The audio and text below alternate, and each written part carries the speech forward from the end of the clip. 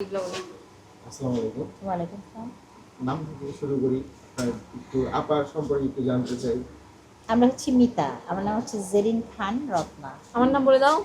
এটা হচ্ছে ছোট জেরিন খান, ছোট জেরিন খান, জুনিয়র জেরিন না সিনিয়র সিনিয়র জেরিন? জেরিন। আচ্ছা, তো এই দুই মিতাই এখন দজ্জাল শাশুড়ি আর মডার্ন বউ। ইয়া, তো দজ্জাল শাশুড়ি আসলে আপনার কাছে একজন ওয়াইফের মানে ওয়াইফ ঘরের বউ হিসেবে দজ্জাল শাশুড়ি কেন হয়? শাশুড়ির ধর্মটাই হচ্ছে এটা। আমি যতটুকু জানি, মা চাচিদের মুখ থেকে শুনে আসছি, শাশুড়িরা কখনোই সহ্য করতে পারে না যে তার ছেলেকে নিয়ে তার ছেলের বউ ভালো থাকবে, একটু হাসি খুশি থাকবে। শাশুড়িদের খুব জ্বলে, তাই না শাশুড়ি মা? না, এটা একদম ভুল। তুই যে আমাকে বটি নিয়ে একটা দিলা। আমি বলি, আমি কিন্তু আসলে দজ্জাল না।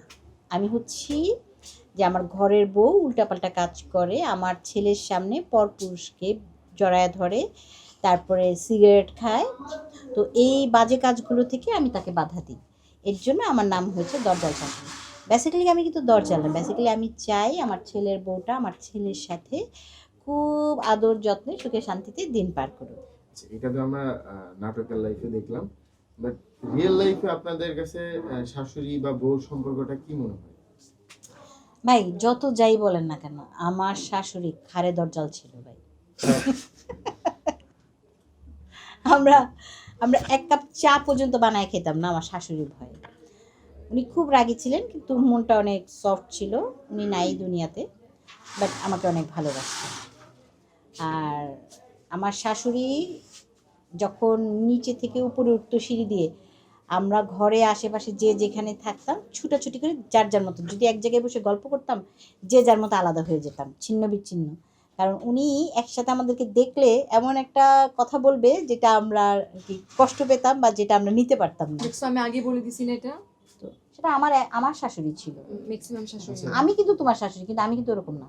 আচ্ছা, যাই হোক, তাহলে আমরা কিন্তু না, আমি আমার ছেলের বউকে খুব ভালোবাসবো। আমি হ্যাঁ, ওরকম সেটা দজ্জাল নাটক দেখলে শাশুড়ি কিন্তু হব না। বুঝতে পারবেন যে আসলে কি হয়েছে, পুরা কাহিনীটা কি। ও কি করেছে সেটা আপনারাও বুঝতে পারবেন যে কেন আমি সেটার ওকে জন্য কি বকা করতে হবে বলো? দিয়েছি। সেটার জন্য কি করতে হবে? আমরা আসলে কি করেছি সেটার জন্য কি করতে হবে?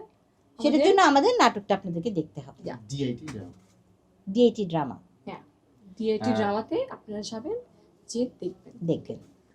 আর আপু আরেকটু আপার কাছে একটু আসি।